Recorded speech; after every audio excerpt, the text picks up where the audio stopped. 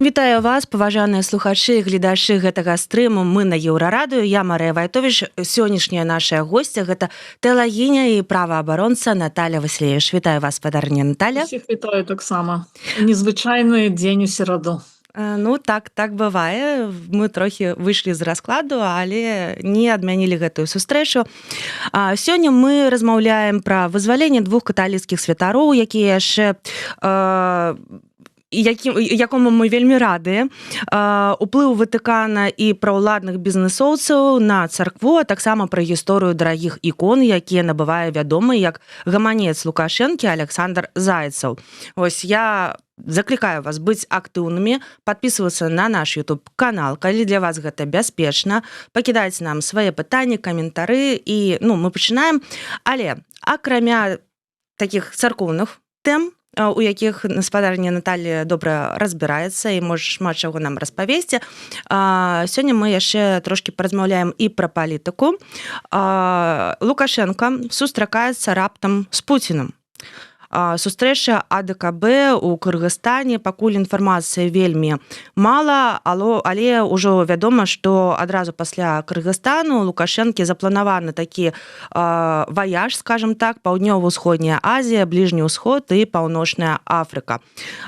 І у ліку дакументаў, якія трэба будзе прыняць, выніковая дэкларацыя Савета калектыўнай бяспекі, рашэнне, што датычыць забеспячэння дзейнасці арганізацыі, умацавання супрацоўніцтва і супрадзенне незаконнаму абароту наркотыкаў і незаконнай міграцыі. Спадарня Наталя, у нас просто перад эфірам прыйшло пытанне, як вы лічыце, чаго ўвогуле чакаць ад такой раптоўнай сустрэчы ў Кыргызстане і ўвогуле вось гэты ваяж такі, навошта ён сёння патрэбен Лукашэнку? Добра, паспрабуем паразважаць. Пока давайте перейдем да тэмаў маёй вузкай спецыялізацыі. Ці вы хочаце пагаварыць спачатку пра... Спачатку менавіта пра гэта. Пра Кыргызстан? Так. Я, ведаеце, у мяне інсайдаў ніякіх няма. Відавочна, што гэтае рашэнне пра гэтую сустрэчу прымаў галоўны партнёр у гэтай канфігурацыі. Гэта, відаць, сам Владзімір Пуцін. Ён выклікаў Лукашэнку на нейтральную тэрыторыю для того, каб, відаць, пра штосьці пагаварыць. Вось, чаму Кыргызстан, не ведаю. Чаму гаварыць пра міграцыю, напэўна, праблема ёсць, і яна звязана не столькі з краінамі Цэнтральнай Азіі, так у Расіі вельмі часта кажуць пра праблемы з працоўнымі мігрантамі з Цэнтральнай Азіі, але таксама і пра тое, што, ў прынцыпе, Лукашенко стварыў у Беларусі ось гэта мігранцкае, як бы гэта назваць, такое, як бы ён выкарыстоўвае міграцыю для ціску на захад, на еўрапейскія краіны, на еўразвяз, але фактычна сам працэс вось такой міграцыі арганізаваны, так, ён негатыўна ўплывае у тым ліку на сацыяльнае становішча унутры Беларусі, таксама ў суседняй Расіі. Відаць, хтосьці, не патрапіўшы ў Еўропу, пераязджае далей у Расію, альбо там спрабуе праз расійскія нейкія месцы патрапіць у краіны заходняй Еўропы. Відаць, гэта нейкую праблему стварае і для унутранай палітыкі Расіі і там для бяспекі, для рэчаў вось такого кшталту. Вось все, што я могу сказаць, можна прыдумляць многа чаго, але, ведаеце, насамрэч, паколькі беларуская і расійская палітыка і вось гэтыя ўзаемаадносіны паміж Пуцінам і Лукашэнкам настолькі непразрыстыя, вельмі цяжка сапраўды іх аналізаваць, і тым больш праблема нават не ў тым, што яны непразрыстыя, а ў тым, што Лукашенко і Пуцін не зусім прадказальныя персанажы. Вот там можа штосьці просто стукнуць у галаву, умоўна кажучы, вот сёння, і ўжо пачынаецца там нейкі працэс, які, магчыма, 5 дзён таму, альбо тыдзень таму, альбо месяц таму ўвогуле нельга было неяк лагічна прадказаць. Таму тут трэба глядзець на вынікі, якія будуць наступныя нейкія дзеянні і неяк так рэтраспектыўна ўжо аналізаваць, якую ролю гэтая сустрэча ў Кыргызстане сыграе. Магчыма, там просто нейкі патрэбна перагаварыць па нейкіх асабістых пытаннях, так, і просто вось выкарыстана такая пляцоўка, дзе пра гэтае пытанне будзе ісці гэтая гаворка. Але гэта можа быць і нейкая сапраўды асабістая размова, і мы ведаем, што зусім нядаўна Лукашенко выпусціў з Беларусі там украінскіх палонных, так, якія сядзелі вязняў, якія сядзелі ў Беларусі, і мы ведаем, што ўжо не раз анансавалася, што магчыма вось-вось Лукашенко выпусціць чарговых палітвязняў беларускіх. Ці можа быць такое, што Лукашенко неяк узгадняе такія крокі з Пуцінам? Я не ведаю, бачыце, ўсё ж такі тыя палонныя украінскія палітвязні украінскія, якія былі выпушчаны, 31 грамадзянін, яны фактычна ніякай небяспекі ні для Пуціна, ні для Лукашэнкі не ўяўлялі. Так, гэта людзі, якіх просто там за пазіцыю, за перапосты, за нейкія такія рэчы такога ўзроўню, як украінцаў просто пакаралі, узялі вось у гэты абменны фонд ўжо з беларускага боку, тому што мы ведаем, што ў Беларусі нават просто за украінскі пашпарт чалавек можа надоўга засесці у турму і там знаходзіцца нават там доўгі час, і таму я не думаю, што вызваленне такого кшталту трэба ўзгадняць з Пуціным. Гэта ўсё ж такі не такія фігуры значныя, да, там 18-гадовая там Софія Мізюк, гэта не самы галоўны, скажем так, вораг Пуціна. Я думаю, што нават і не ведае пра існаванне такіх людзей, і мы не вельмі цікавыя. Гэта реально людзі не вайсковыя, не нейкія там дыверсанты, ніяк з вайсковай сферы не звязаныя. Вось, таму я не думаю, што гэта неяк Лукашенко ўзгадняў з Пуціным, і таксама вызваленне палітвязняў. Я думаю, што Пуціну не вельмі цікавыя таксама беларускія палітвязні. Па вялікім рахунку сядзяць яны, ці знаходзяцца яны за мяжой, ці нейкі па-іншаму іх лёс складаецца. Лёс беларусаў, такіх уплывовых людзей, скажем так, не вельмі турбуе. Гэта просто там нейкі маленькі народ там на ускрайку вялікай імперыі, да, і што ён там у сябе 1000 чалавек туды, 1000 чалавек сюды, гэта Пуціна не вельмі увогуле турбуе іх лёс, так. І мы бачым, што Расія ж таксама праводзіць абмены. Таксама палітвязні там, ці вязні, ці нават ваеннапалонныя, якія знаходзяцца ў Расіі, яны пастаянна абменьваюцца на расійскіх, напрыклад, ваеннапалонных, які знаходзяцца в Украіне. То бок гэты працэс, ён нават у час вайны, ён пастаянна ідзе, і гэта у вялікіх такіх палітычных гульнях мала выконвае ролі, хутчэй тут все роўна гуманітарны складнік першую ролю выконвае, і я думаю, што трэба менавіта так гэта разглядаць. Я не думаю, што Лукашенко пабег, і ён вельмі хоча прям рвецца вызваліць палітвязняў, але вот яго рукі звязаныя рэжымам Пуціна. Не, я не думаю так.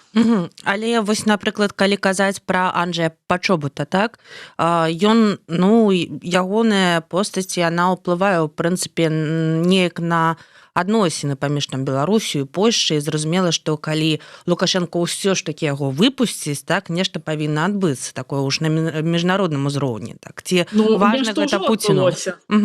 Што ўжо адбылося, да, памежныя пераходы адкрыты. Я думаю, што Пуцін, в прынцыпе, таксама зацікаўлены у тым, каб функцыянавала вось гэты шлях, скажем так, каб тавары маглі ісці на захад ці транзітам. Пуцін таксама не хацеў бы гэтай ізаляцыі. Гэта было рашэнне польскага боку закрыць гэтыя пераходы як рэакцыя на мігранцкі крызіс, час на тое, што рэжым Лукашэнкі стварыў для Польшчы пагрозу такую нацыянальнай бяспецы альбо там проста сацыяльнай бяспецы.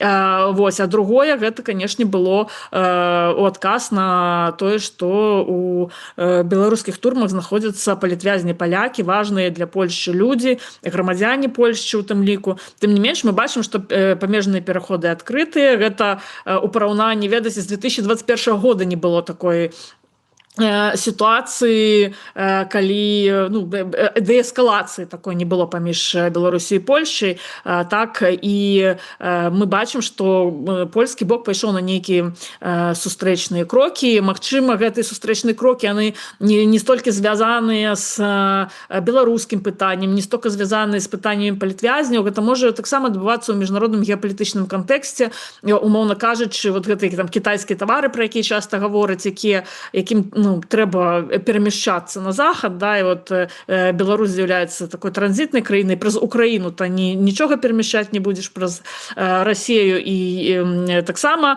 там гэтыя памежныя пераходы заблакаваныя і нічога не рухаецца, так. Таму магчыма, што была дамоўленасць нейкая Польшчы з Кітаем, што Польшча гэты здыме, скажем так, санкцыі, да, тому што гэта таксама форма санкцыяў.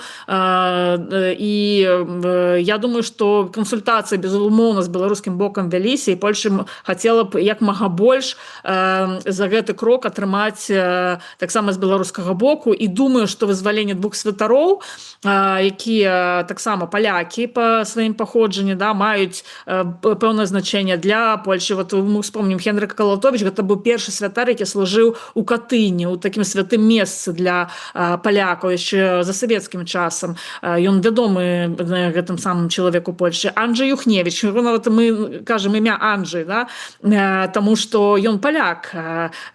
І у такой форме нават яго на імя ўжываецца.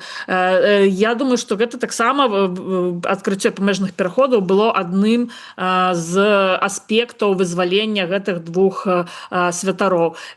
Магчыма, што і вызваленне Анджэя Пачобута, дарэчы, таксама Анджэя, да, яно наперадзе. Я не буду гэта выключаць, але мы памятаем, што да Анджэя Пачобута ва ўладаў нашмат больш прэтэнзіяў, і гэтыя прэтэнзіі таксама звязаны з тым, што ён займаў вельмі прынцыповую пазіцыю, ён не хацеў пакідаць Беларусь, у яго была прынцыповая пазіцыя не выязджаць. Ён як Мікола Статкевіч, які вярнуўся, так і Анджэй Пачобут, ён не хацеў выязджаць з Беларусі. Па-другое, не хацеў пісаць на памілаванне. І для ўладаў гэта ўжо стало прынцыповым пытаннем нейкім чынам ўсё ж такі гэтую сітуацыю з Пачобутам не зрабіць так, каб Пачобут перамог. Таму што калі цяпер Пачобута вызваляюць, і ён все роўна ніякія ўмовы не выконвае, да, то есть атрымаецца, што яго маральная перамога перад рэжымам. І рэжым, ён да такога ставіцца вельмі чуліва, вот гэтай маральнай перамогі яму непрыемныя. Таму мы бачым рэакцыю на Мікола Статкевіча, так вот таксама стала вядома, што ён нібыта адбывае пакаранне, як адказалі, але дзе ён адбывае пакаранне, невядома. То есть гэта як бы адказ уладаў, такі жорсткі адказ на нейкі дзень, які ім вельмі не спадабаліся, так, які іх не кальнулі вот у нейкае балючае месца. Я думаю, што вот гэтая трываласць Анджэя Пачобута, гэта такая, ён вот як такі каменьчык у абутку, які туды трапіў, вось яго ніяк адтуль выкінуць не могуць, вось, ён пастаянна раздзірае шкарпэтку унутры і мазоль націрае, мазалі. Таму улады даўно б хацелі ўжо гэтага Анджэя Пачобута адправіць у Польшчу і забыць пра яго, але яны не могуць, таму што інакш будзе ягоная маральная перамога. І мы бачым, што іншыя польскія дзеячы былі вызвалены, і раней яшчэ былі вызваленыя у выніку нейкіх дамоўленасцей, перамоваў з польскім бокам. Вось. Я ўсё ж такі думаю, што гэта дэскалацыя магчыма, прывядзе да наступных крокаў з боку рэжыма Лукашэнкі, у тым ліку па вызваленні палітычных зняволеных. Думаю, што трэба пачакаць да Новага года, што гэты працэс будзе набіраць абароты. Дзякуй вялікі. Мы яшчэ вернемся да гэтай тэмы, але вось хацела б дадаць яшчэ больш падрабязна паразмаўляць пра бадай адну з самых гучных падзей мінулага тыдня. Гэта вось вызваленне якраз ксяндза Генрыха Акалатовіча і айца Анджэя Юхневіча. Так, мы ўжо трошкі сказалі з вамі. Якую ролю ў гэтым вызваленні увогуле адыграў кардынал Клаўдыа Гуджэроці, Ватыкан агулам, так? Наколькі, што яшчэ вядома пра гэтае вызваленне, пра сам працэс і якія перспектывы? Ну, мы бачым, што ўжо былі заявы, у тым ліку па гэтым вызваленні з афіцыйнага боку, з боку афіцыйнага Мінска, так сказаць, да, от, і указ прымаўся, да, там былі свае фармулёўкі, дзяржаўныя медыі пэўным чынам выказваліся, і прэс-сакратарка рэжыма таксама сваё слова сказала. І там заўсёды згадваецца, безумоўна, вось гэты візіт кардынала Клаўдыа Гуджэроці, і агучваецца тое, што гэтыя святары былі памілаваныя паводле просьбы папы рымскага Льва XIV. Мы таксама бачым і заяву канферэнцыі каталіцкіх біскупаў пра вызваленне, і там гаворка ідзе пра беларуска-амерыканскія стасункі. То бок відавочна, што гэты працэс ён ідзе таксама ў кантэксце прызначэння спецпасланніка па Беларусі і вось гэтага, скажем, працэса перамоваў, які адбываецца паміж Злучанымі Штатамі Амерыкі, адміністрацыяй Дональда Трампа і Александром Лукашэнкам. Таму гэта такая шырокая тэма тут, але, безумоўна, візіт Клаўдыа Гуджэроці выканаў пэўную ролю. Мы ведаем таксама, што ўжо, напэўна, не першы раз вось за гэты там апошнія 2 месяцы гаворка на маім стрыме ідзе менавіта пра гэты візіт Клаўдыа Гуджэроці. Мы перад гэтым візітам гаварылі пра тое, што магчыма, што ён прывядзе да вызвалення палітзняволеных, нейкай групы палітзняволеных. Мы пасля візіта Клаўдыа Гуджэроці я здзіўлялася, што пакуль ніякіх вызваленняў не адбылося, і для мяне гэта было дзіўна, як бы не ўкладалася у карцінку вось таго прагноза, які быў, і у выніку проста адкладзены трошкі ў часе адбылося вызваленне. Я думаю, што магчыма тут некалькі ёсць аспектаў. Так, адзін з аспектаў гэта мы бачым, што на фотаздымках ксяндзоў Генрыха Акалатовіча, Анджэя Юхневіча яны выглядаюць знясіленымі, яны выглядаюць як людзі, якія цярпелі пакуты доўгі час, і мы ведаем, што палітзняволеных рыхтуюць да вызвалення, іх там кормяць неяк, прыводзяць у нейкі такі стан, што яны не зусім жахліва выглядаюць на карцінках, і таму я думаю, што проста ішла вось такая падрыхтоўчая праца для таго, каб іх неяк прывесці, скажем, у стан больш-менш такога прыстойнага выгляду. Таму гэта адкладзенае ў часе вызвалення адбылося, але тут можа быць і версія такая, што сапраўды прывязка да вось гэтага адкрыцця памежных пераходаў была ўжо как замацаваць, скажем так, як пячатку такую паставіць на тое, што гэты працэс все ж таки адбыўся, і пераходы былі даблакаваныя, так, яны зноў былі адкрытыя, і рух па іх пачаўся. Таму безумоўна, кардынал Клаўдыа Гуджэроці выканаў сваю ролю. Тут нельга пра гэта не згадаць, нельга на гэта не звярнуць увагу. І мы бачылі, я думаю, што многія, хто бачыў візіт, хто бачыў запісы відэа з візіта, адчулі шмат непрыемных момантаў. Людзі казалі, што вельмі непрыемна назіраць за тым, як прадстаўнік рымска-каталіцкай царквы настолькі лісліва, настолькі цёпла, настолькі прыязна размаўляе з дыктатарам, які пераследуе беларускі народ, які зачыняе касцёлы, да, які забірае касцёлы, які кідае святароў за краты. Гэта было людзям многім балюча назіраць і непрыемна назіраць. Але мы бачым, што такія крокі яны пэўным чынам мяняюць настрой Лукашэнкі, так, Лукашэнку становіцца прыемна, што з ім так сябе паводзіць, яму становіцца неяк цяплей на душы, і ён пэўным чынам рэагуе ўжо прыязна са свайго боку ў адказ на гэтую прыязнасць. Безумоўна, гэта абмежаванае. Бачыце, мы сёння кажам толькі пра вызваленне 2 святароў у межах гэтага працэсу, а каталікоў яшчэ шмат засталося ў Беларусі. Чырвоны касцёл яшчэ не аддадзены, так, яшчэ шмат якія пытанні не вырашаны. Грэка-каталіцкая царква дагэтуль знаходзіцца ў вельмі няпэўным стане. Што з ёй будзе і як ці будзе яна існаваць вось у нейкім фармаце як царква, менавіта як рэлігійнае аб'яднанне з тым спектрам правоў, якія прадугледжаны толькі для рэлігійнага аб'яднання. Спадарня Наталя, так, а вось хацела запытацца, наколькі шмат, наколькі нам гэта вядома, святароў так застаецца за кратамі вось сёння? Ведаеце, гэта складанае пытанне, таму што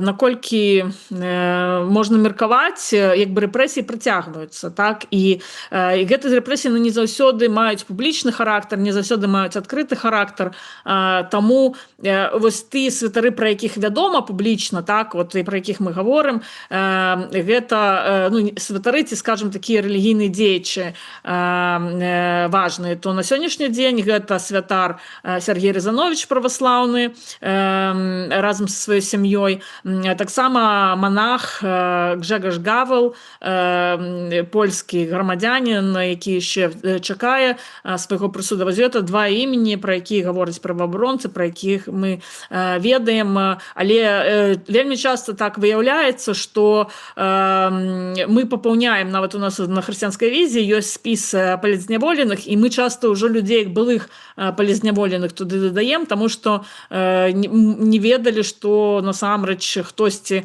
знаходзіцца за кратамі падчас таго, як гэтыя людзі знаходзіліся за кратамі. Таму мы ніколі не абмяжоўваем. Мы ведаем, што вельмі шмат крымінальных справаў супраць святароў узбуджалася, але што зараз з гэтымі справамі, цяжка казаць.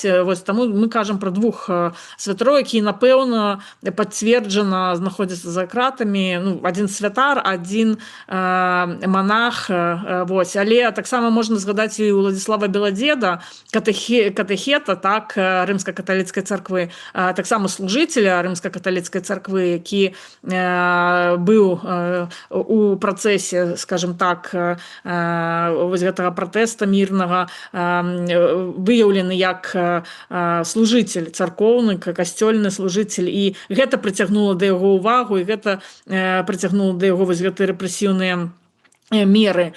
Ён таксама яшчэ знаходзіцца за кратамі, і я спадзяюся, што гэтыя вызваленні яны будуць датычыць не толькі святароў, яны будуць датычыць іншых актыўных вернікаў, але не толькі вернікаў. Усе пакутуюць за кратамі больш-менш, скажем так, у аднолькавых цяжкіх умовах знаходзяцца, так.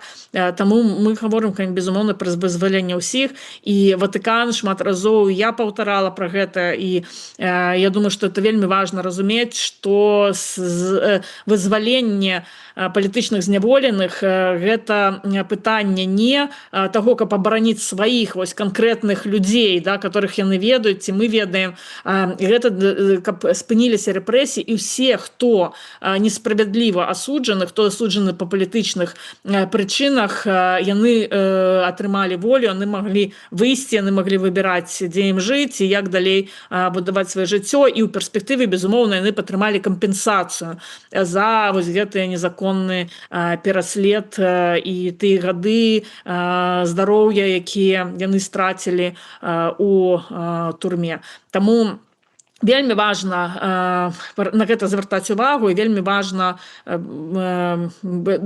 памятаць пра ўсіх. Вось і да таго у мяне пытанне, спадарня Наталі, вось мы пабачылі кардынала Клаўдыя Гуджэроці ў такой ролі чарговы раз, у ролі амбасадара такой добрай волі, які можа размаўляць з Лукашэнкам і нават пра нешта дамаўляцца.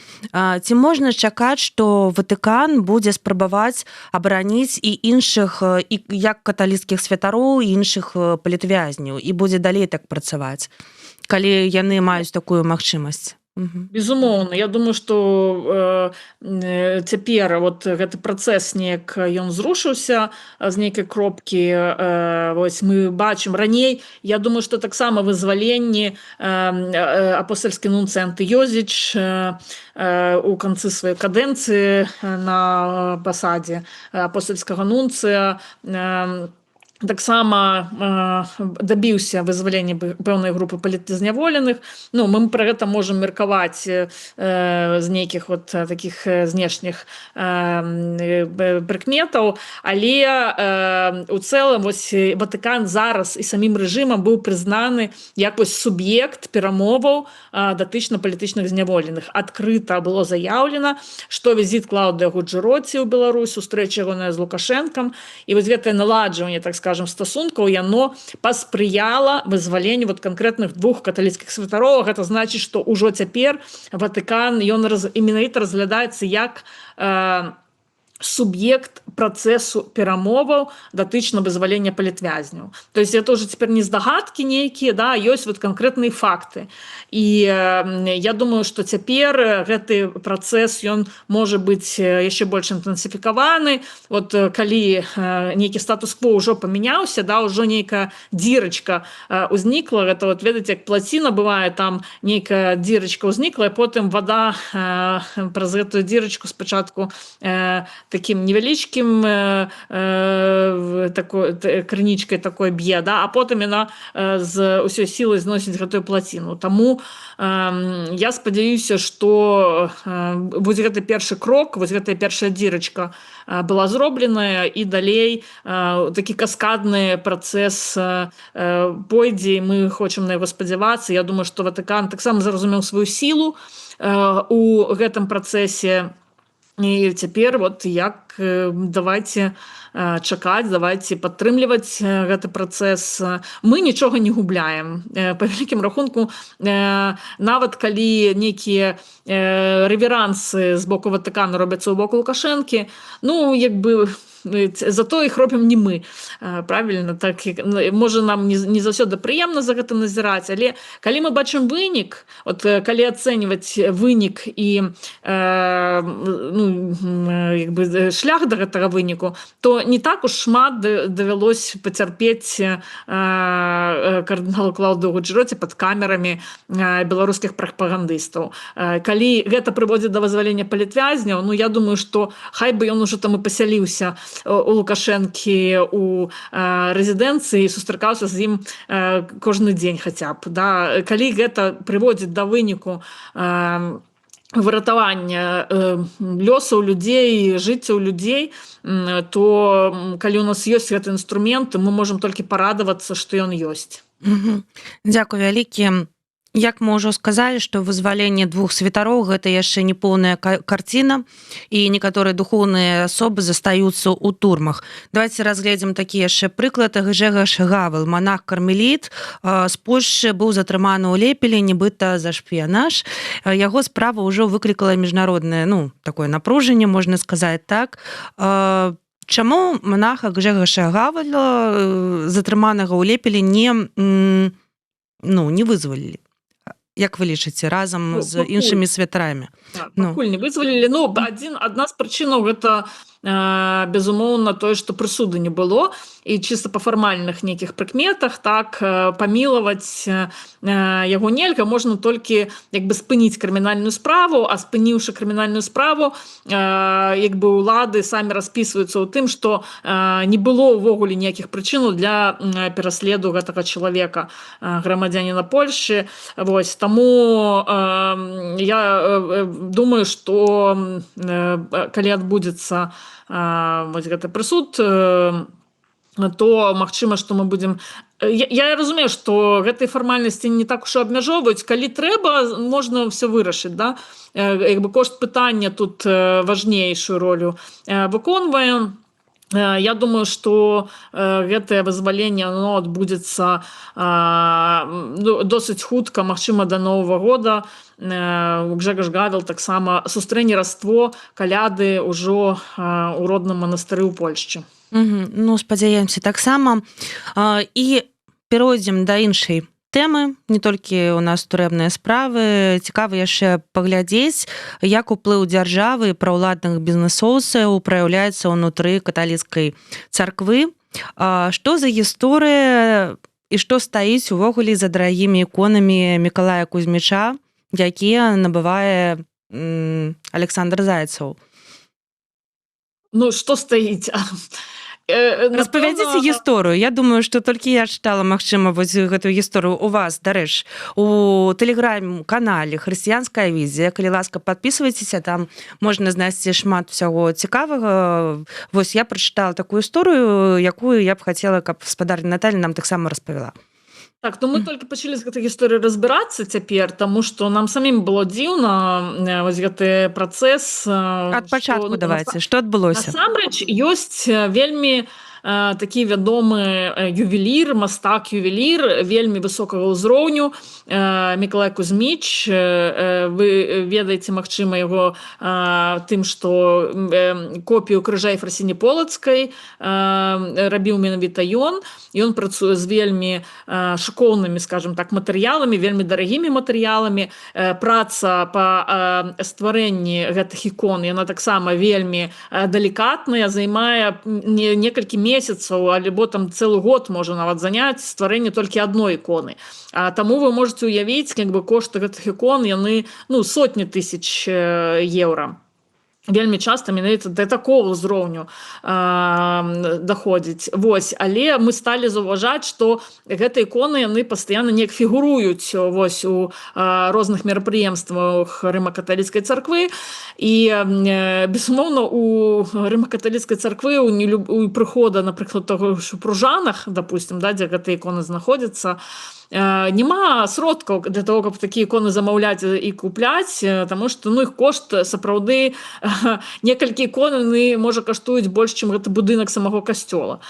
І адпаведна ўзнікла пытанне, што ж адбываецца. Ну і паколькі, напрыклад, Пружаны, гэта Пружаны радзіма Зайцева, так, гэта вось вотчына, скажем так, Зайцева, там вельмі часта штосьці вакол гэтага бізнэсоўца і адбываецца. Наколькі таксама мы ведаем, з парафіямі заключаецца нейкая дамова, што іконы там знаходзяцца на захаванні.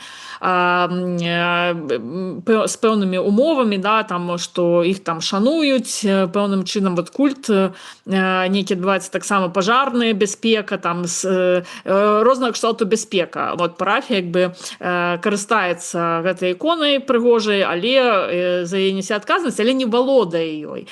І ў любы момант можа з'явіцца алігарх, які ўладальнікам гэтых ікон з'яўляецца, і як бы іх забраць назад і далей, магчыма, прадаваць іх дзесьці на рынку. Як я казала, гэта кошты, это інвестыцыя вельмі такая сур'ёзная, таму што кошты ікон сапраўды вельмі-вельмі вялікія. І мы бачым там адна з ікон, уладар калясоў, да, у нас таксама канспіралагічная тэорыя, таму што адзін з бізнесаў Александра Зайцева это была дрэваапрацоўка. Вось, магчыма, таксама ёсць такая сувязь, так, паміж тым, што сувязь паміж як бы асабістай біяграфіяй і бізнесам Александра Зайцева, вось такім формай абарончага культу вось Божай Маці, якая якраз падтрымлівае лясы і, магчыма, тых, хто працуе з лесам і з дрэвам. Таму вось все, што мы можам сказаць, это, безумоўна, стварае праблемы для рымска-каталіцкага касцёлу у Беларусі, сувязі з алігархамі, асабліва з такімі таксічнымі персанажамі, якія маюць там палітычную пазіцыю, якія Нездарма санкцыі накладзеныя так на Александра Зайцева, які лічыцца кашальком Лукашенка, так дапамагае нейкім чынам абыходзіць санкцыі. Мы бачым, што пры дапамозе рымска-каталіцкага касцёла ўжо былі спробы гэтай санкцыі абыходзіць. Вот нагадаю, расследаванне бюро было так пра касцёл у Стоўбцах і настаяцеля гэтага касцёла Ігора Лашука. Дарэчы, таксама Налібоцкая пушча, тут таксама лясы і пэўную ролю выконваюць. І атрымліваецца, што праз была створаная фірма, зарэгістраваная на ксяндза, дзеля таго, каб падмануць гэтую сістэму санкцыяў, да, і перанакіраваць нейкую дзейнасць з Бремена груп падсанкцыйнай на гэтую фірму Алісма, якой кіраваў як ЗІЦ старшыня ксёндз Ігор Лашук. Таму все гэтыя маніпуляцыі з законамі ставіць цэлы шэраг пытанняў пра тое, якую ролю на сённяшні дзень у каталіцкім касцёле выконвае Александр Зайцев, буйны бізнесмен, таму што і фінансаванне там аднаўленняў касцёлаў, вот грамату, да, яму там уручалі за тое, што ён дапамагаў у аднаўленні касцёлаў, наколькі гэта ставіць рымска-каталіцкі касцёл у Беларусі в уразлівую сітуацыю, уразлівую з цэлага шэрагу маральных, эканамічных, палітычных прычын. Вось. І нам здаецца, што мы чулі ад шмат каго, ну, ты каталікі, які з хрысціянскай візіі супрацоўнічаюць, але таксама шырокае кола каталікоў задае таксама гэтае пытанне сабе, што ж гэта такое, што гэта за такі сімбіёз, і якую ролю выконвае Зайцев, што ён просіць узамен на вось гэтыя грошы, на гэтыя фінансавыя укладанні у рымска-каталіцкі касцёл. Я думаю, што як бы хрысціянская візія, мы не даследнікі, не расследавальнікі, мы вот як бы арганізацыя, якая больш займаецца пытаннямі царквы, хрысціянства, веры. Мы гэтае пытанне ставім, мы думаем, што хтосьці з журналістаў зможа як бы больш дэталёва пры дапамозе пэўных методык і тэхнік расследаванняў так знайсці адказы на гэтыя пытанні. Дзякуй вялікі. Я б хацела яшчэ запытацца, слухайце, а чаму гэтыя іконы такія дарагія? Ну, сам матэрыял дарагі. Там выкарыстоўваюцца каштоўныя камяні сапраўдныя, каштоўныя металы сапраўдныя, нават эмаль, вось якой яна малюецца, яна вельмі дарагая сама па сабе як матэрыял. Вось, ну, нават калі мы не ўлічваем працу, гэта будзе вельмі дорага, але калі мы ўлічваем працу, это ж цэлая майстэрня працуе, і над гэтай іконай, як я кажу, могуць працаваць месяцамі, а то і год, паўгады і год цягнуцца праца можа. То бок гэта трэба, ну, якби это унікальны твор насамрэч, і вось гэтай унікальнасці і абгрунтоўваюцца такія высокія кошты на канчатковы выраб. Вось. І тут яшчэ справа ў тым, што гэта серыя ікон, мы бачым, што там абвешчанасць стварэння серыі цэлай. Вось. І гэта фактычна вся майстэрня на сённяшні момант, яна працуе на стварэнне вось гэтай серыі іконаў для рымска-каталіцкай царквы, для кагосьці, хто... Мы, ну, насамрэч на 100% сцвярджаць, што іх купляе менавіта Александр Зайцев, мы не можам, да, мы не бачылі дамову куплі-продажу, да, мы не бачылі перадачы грошай, мы не бачылі ні саміх кантрактаў на захаванне гэтых перадачы гэтых ікон у касцёл на захаванне, але ну, вот, мы робім высновы паводле як бы ускосных прыкметаў.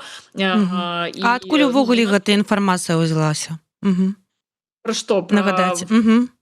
Не, ну, насамрэч, гэта інфармацыя ўзялася тым, што гэта публічна публікуецца і в інстаграме, да, бачна гэтыя іконы, ёсць навіны пра тое, вот кардынал Клаўдыо Гуджэроці прыязджаў, гэта іконы асвячаў, як бы іх вельмі часта ў такой публічнай тэме, ну, калі нейкія падзеі адбываюцца, іх падсвечваюць, да, з боку медыі рымска-каталіцкай царквы, як бы іх падсвечваюць як нешта такое важнае.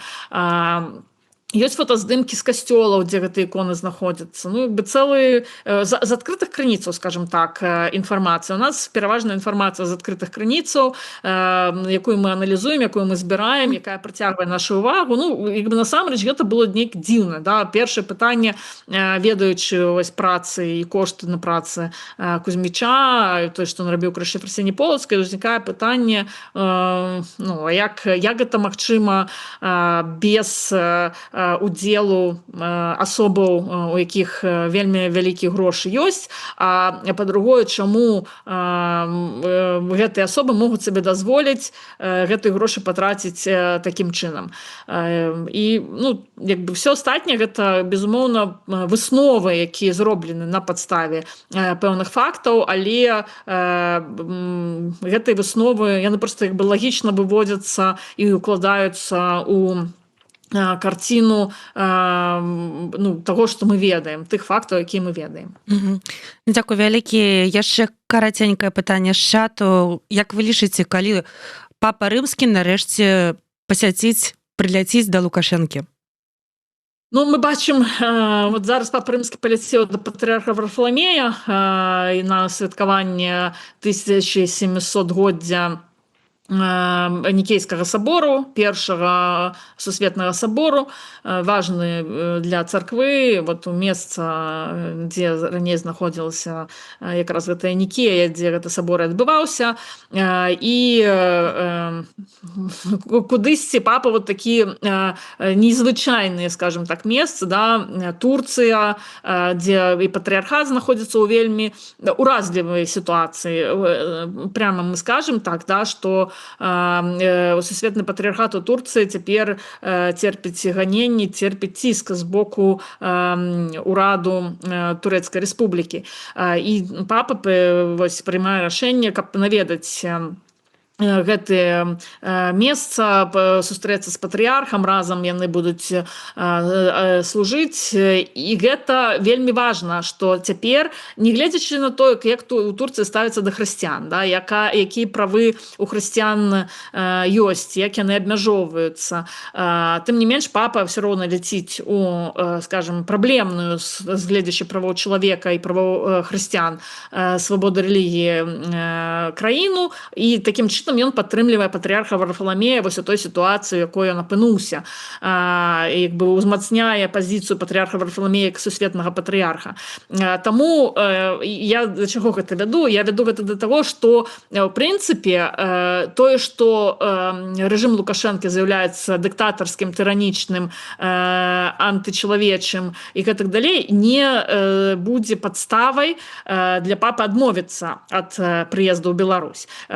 Папа мог бы прыехаць падтрымаць мясцовых каталікоў такім жа чынам, як бы узмацніць іх пазіцыю, паказаць, што яны не адны, а што за імі стаіць вялікі каталіцкі касцёл, паўсюдны касцёл з мільярдам, больш чым мільярдам вернікаў па ўсіх краінах. Вельмі ўплывовая структура. Ось, таму я думаю, што не толькі Лукашенко чакае папу ў Беларусі, каталікі беларускія вельмі таксама чакаюць папу. Я думаю, што многія беларусы таксама чакаюць папу.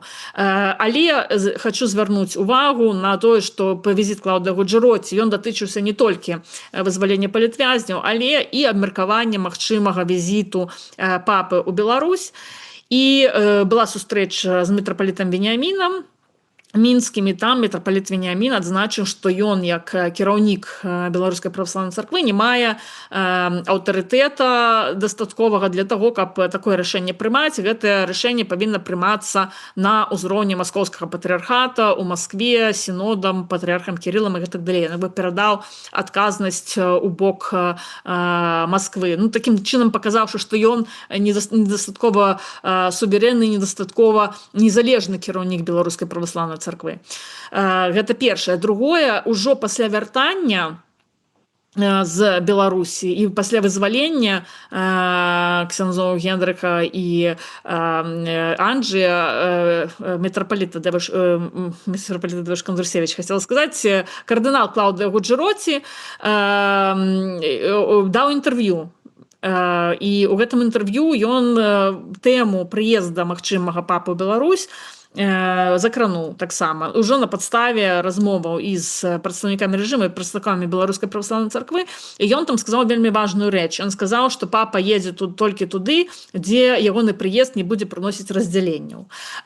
Такім чынам ён хацеў паказаць, што папа не паедзе у Беларусь, калі гэта створыць праблемы ў стасунках з рускай праваслаўнай царквой, якая з'яўляецца адной з такіх партнёрскіх, вялікіх партнёрскіх цэркваў у свеце рымска-каталіцкага касцёла. Ну, не паедзе. І сапраўды будзе чакаць змены сітуацыі альбо там нейкіх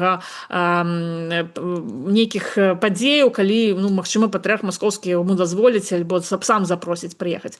Але я магу сказаць, што таксама мы не павінны думаць, што все залежыць ад Масквы. Вот калі Масква скажа, так і будзе.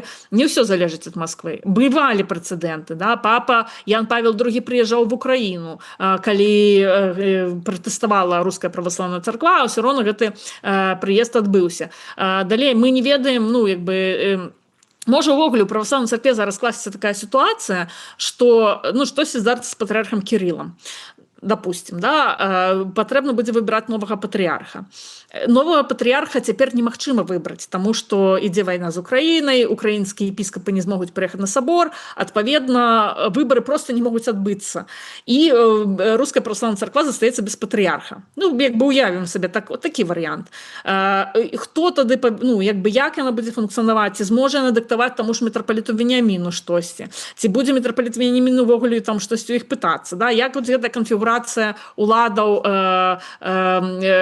унутры праваслаўнай царквы спрацуе, мы не ведаем. Цалкам магчыма, што адкрыецца акно магчымасцяў, калі нават без запрашэння маскоўскага патрыархату папа рымскі зможа вось у гэтае акно магчымасцяў ехаць у Беларусь. Дзякую вам вялікі за адказ на гэтае пытанне. Скончыць наш эфір я б хацела зваротам і просьбай да ўсіх вернікаў пра агульную малітву за здароўе палітыка і экс-кандыдата ў прэзідэнты Александра Міленкевіча. Мы ведаем, што ўчора яму зрабілі вельмі цяжкую аперацыю. Усе вельмі пераймаемся за стан яго здароўя, падтрымліваем блізкіх і чакаем добрых навінаў. Дзякую вам вялікі за тое, што глядзелі гэты эфір. У студыі працавала Марыя Вайтовіч. У нас у гасцях была тэалагіня і праваабаронца Наталья Васілевіч. Дзякуй. Усього доброго.